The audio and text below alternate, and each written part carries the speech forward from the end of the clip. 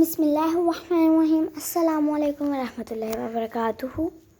اعلان نبوت کے چند روز بعد نبی کریم صلی اللہ علیہ وآلہ وسلم ایک رات مکہ کی ایک گلی سے گزر رہے تھے کہ انہیں ایک گھر میں سے کسی کے رونے کی آواز آئی۔ آواز میں اتنا درد تھا کہ آپ صلی اللہ علیہ وآلہ وسلم بے اختیار اس گھر میں داخل ہو گئے۔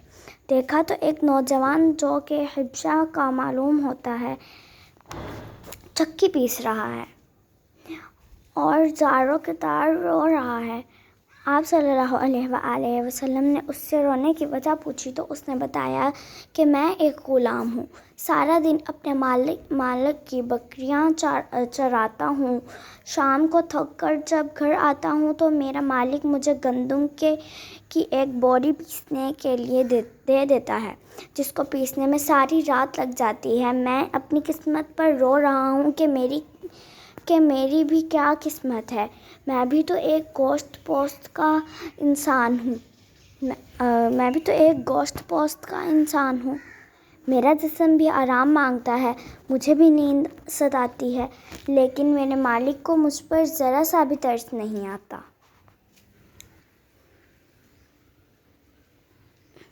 کیا میرے مقدر میں ساری عمر اس طرح رو رو کے زندگی گزارنا لکھا ہے؟ نبی کریم صلی اللہ علیہ وآلہ وسلم نے فرمایا کہ میں تمہارے مالک سے کہہ کر تمہاری مشقت تو کم نہیں کروا سکتا، کیونکہ وہ میری بات نہیں مانے گا۔ ہاں، میں تمہاری تھوڑی مدد کر سکتا ہوں کہ تم سو جاؤ اور میں تمہاری جگہ پر چکی پیستا ہوں۔ وہ غلام بہت خوش ہوا اور شکریہ ادا کر کے سو گیا، اور آپ صلی اللہ علیہ وآلہ وسلم اس کی جگہ چکی پیستے رہے۔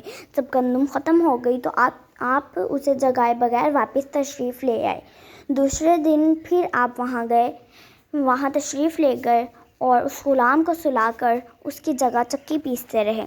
تیسرے دن بھی یہی ماجرا ہوا کہ آپ اس غلام کی جگہ ساری رات چکی پیستے اور صبح کو خاموشی سے اپنے گھر تشریف لے آتے۔ چوتھی رات جب آپ صلی اللہ علیہ وآلہ وسلم وہاں گئے تو اس غلام نے کہا، اے اللہ کے بندے، آپ کون ہو اور میرا اتنا خیال کیوں کر رہے ہو؟ ہم غلاموں سے نہ کسی کو کوئی ڈر ہوتا ہے اور نہ کسی کو کوئی فائدہ، تو پھر آپ یہ سب کچھ کس لیے کر رہے ہو؟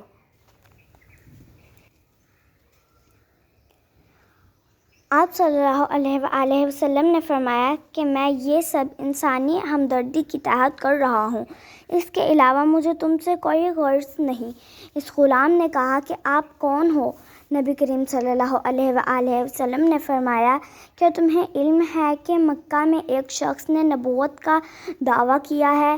اس غلام نے کہا، ہاں، میں نے سنا ہے کہ ایک شخص جس کا نام محمد ہے وہ اپنے آپ کو اللہ کا نبی کہتا ہے۔ آپ صلی اللہ علیہ وآلہ وسلم نے فرمایا کہ میں وہی محمد ہوں۔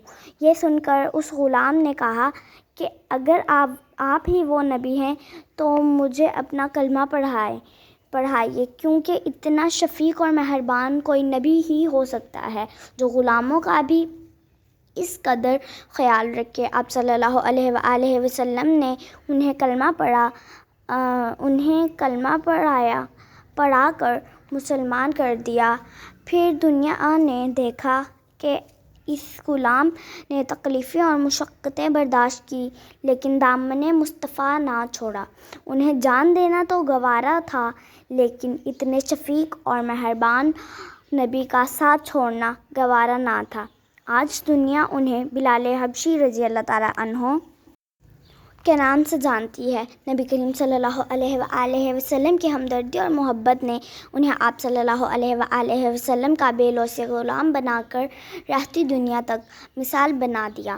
اگر آپ کو یہ ویڈیو پسند آئی ہے تو اس ویڈیو کو لائک کریں، شیئر کریں اور ہمارے چینل کو سبسکرائب کریں۔ خدا حافظ۔